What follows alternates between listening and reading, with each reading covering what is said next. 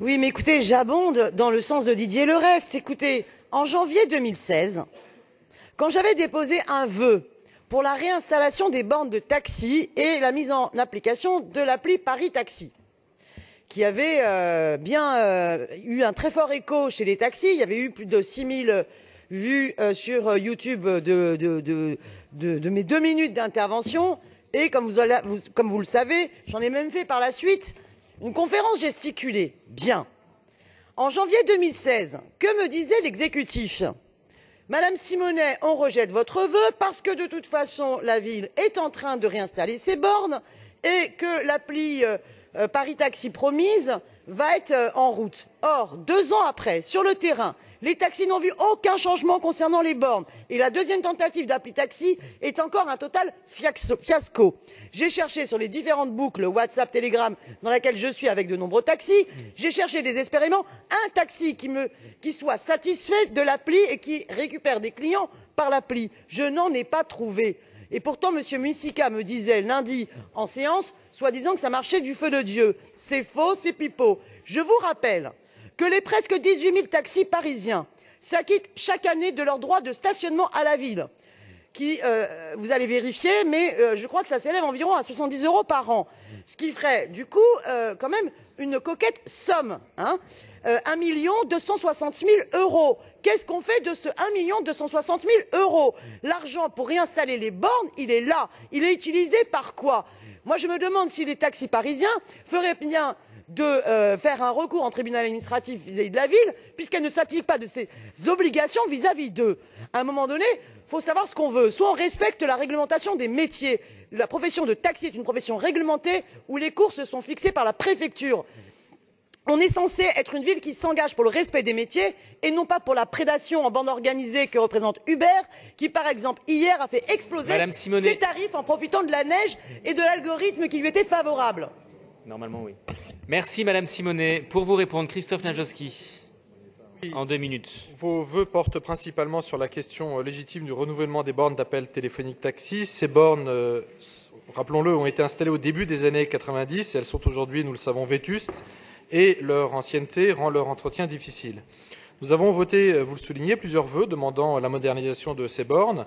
Un travail a été réalisé pour déterminer un nouveau modèle de borne et une analyse financière a été effectuée. Les vœux déposés n'attendent plus que leur mise en application.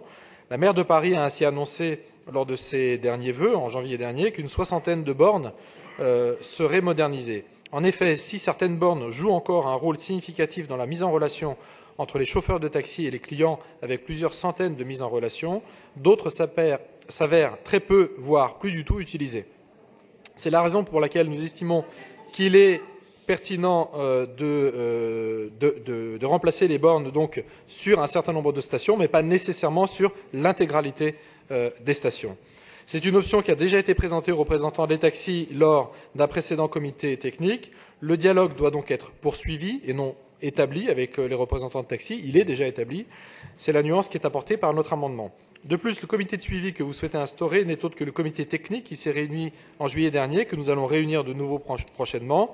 L'impact budgétaire dans l'installation des nouvelles bornes est en cours de finalisation par les services et il s'avère qu'il ne sera pas forcément nécessaire d'inscrire une somme au budget supplémentaire. C'est la petite nuance que nous apportons également. Enfin, nous avons saisi la préfecture de police sur la problématique du racolage dans les gares, qui nous a répondu qu'il y a une intensification des contrôles et qui doit nous transmettre des données statistiques que je vous communiquerai dès qu'elles me seront transmises, mais peut-être que monsieur le représentant du préfet de police pourra peut-être également apporter certains éléments. Merci Christophe. Monsieur le représentant du préfet de police. Oui, nous vous transmettrons effectivement un bilan plus détaillé des contrôles qui ont été opérés pour assurer la complémentarité des taxis VTC et LOTI jusqu'en tout cas en décembre dernier. Juste quelques chiffres. 2017, 28 520 véhicules taxis VTC LOTI contrôlés sur le ressort de la préfecture de police. Plus de 11 000 infractions qui ont été relevées, qui concernent majoritairement les LOTI, mais aussi les taxis et les VTC. L'activité de contrôle concerne tout le ressort de la préfecture de police avec des opérations et des contrôles plus ciblés sur les sites sensibles, notamment les gares parisiennes ainsi que les aéroports. Nous mettons en place également des dispositifs spécifiques lors de certaines opérations. Et l'ensemble de ces chiffres, dont encore une fois les détails vous seront communiqués ultérieurement, n'est pas le fruit du hasard. Nous avons mis en place un plan d'action dans un contexte réglementaire qui n'a cessé d'évoluer ces derniers temps pour assurer le respect et la complémentarité des acteurs selon le cadre juridique qui est fixé. La PP n'est pas là pour déterminer les évolutions des usages ou des modalités de transport des particuliers, mais nous sommes là pour faire appliquer la loi et nous y veillons. Merci beaucoup, monsieur le représentant du préfet de police. Est-ce que le vœu 127 est amendé? L'amendement est-il accepté? Didier Le Rest? Oui, je veux bien retirer le vœu, enfin amender. Merci. En sachant que nous veillerons quand même à ce que les engagements de la maire de Paris soient mis en œuvre Très et bien. les financements afférents mobilisés. Merci beaucoup, Didier Le Rest. Je soumets donc à vos voix le vœu 127 avec un avis favorable ainsi amendé. Qui est pour? Qui est contre? Qui s'abstient? Il est adopté. Le vœu 128 étant maintenu, je le soumets à vos voix avec un avis défavorable de l'exécutif. Qui est pour? Qui est contre? Qui s'abstient? Il est donc rejeté.